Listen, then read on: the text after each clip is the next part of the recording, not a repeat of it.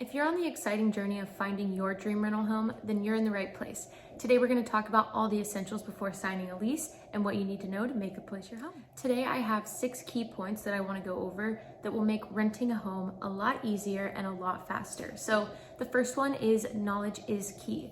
Go ahead and start by taking out a piece of paper and a pen, and we're going to start writing down what our budget is, how long we want to be in this home, what school districts, or do we want to be close to restaurants and bars? Do we need to be close to work? What does our commute look like? What are our non-negotiables in a rental home? Do we absolutely need appliances? Do we absolutely need, let's say, a backyard? Do we need a 2, 3, 4 car garage? What are our absolute non-negotiables? Let's write that down on a piece of paper, and that's where we're gonna get started. Step 2, realtors know best. Find a realtor in your area or someone you've used before and ask them if they would be interested in helping you find a rental. This is amazing for tenants because it actually decreases the risk when renting a home because the realtor is able to go over the contract with you, you feel a lot more comfortable about the terms, and you know everything that you're getting into before you sign a lease. Big tip that a lot of people actually don't know about renting is a lot of agents don't even charge a fee for the tenant.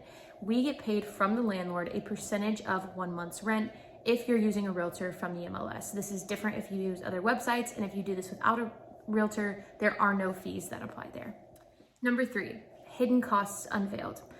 These are major questions that you need to be asking the landlord if you are not using a realtor. And if you are, make sure that your realtor is asking these questions.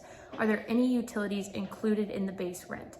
Sometimes, depending on if it's a condo or a townhouse, there are utilities that are included in the base rent.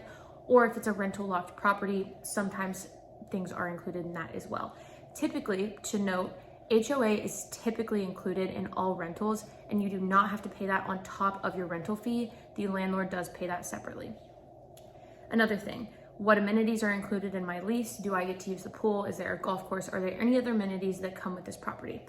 What utilities are included in the rental? If any, we already went over that one. What appliances are included in this property? Does it include microwave, fridge, washer, dryer, oven, dishwasher, all the things? Make sure you know what's included in the property so this isn't a surprise later. What are the application fees? Usually an application fee is anywhere between $40 and $75. This is an application fee that helps process your background and credit check, and it goes through typically a system that can check everything for them. They don't usually do this manually. What other fees? Is there a property management fee? Is there a processing fee? What other fees are incurred? Additionally, is there a monthly percentage fee to process your payment every single month? Something you need to ask. How much is your deposit? Is your deposit refundable? Is it non-refundable? Is it half refundable? Something you need to know.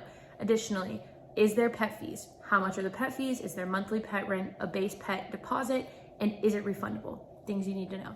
Tip number 4, make sure that you are doing research on the area that you are actually wanting to live in. If you're moving from out of state, I have a website, or I guess if you're in the area, I have a website that I love to use. It's called Crime Spot, CRIMESPOT.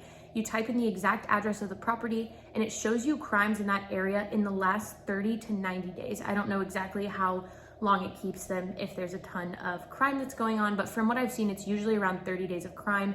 It'll show you the hot spots. It'll show you exactly what crimes have happened in that area. And it tends to be very helpful for a lot of my clients that aren't super familiar with the area that they want to move to. And it helps them decide if that's a place that they would like to stay long term. Another thing to remember, getting out of your lease can be super expensive. I usually see anywhere between 1 to 3 times your monthly rent to get out of your lease. So this is something that you need to take into consideration.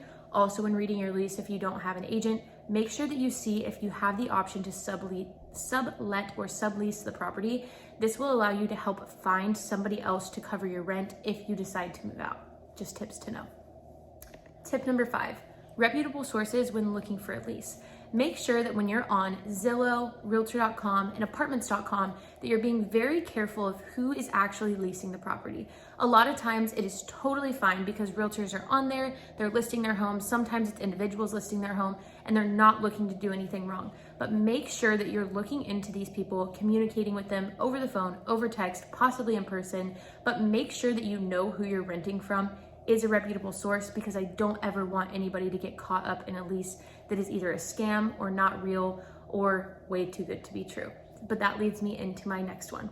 Watch out for scams. make sure that whenever you're sending payment, that you're sending it through a reputable source. Make sure that you're using Zelle, Venmo, or PayPal, and make sure that you're using the secured goods option so that you have insurance on the money that you're sending. I don't ever want anybody to lose money on a rental just because they accidentally sent it to a scammer or got involved in a scam that they didn't know about. Be careful. Those are all the rental tips I have for you today. If you enjoyed the video, go ahead and like, subscribe, leave comments below. If there's any other questions you have about renting, or if you want to know more specifics about the Dallas area, go ahead and leave those comments below, and we will see you in the next video. Bye guys.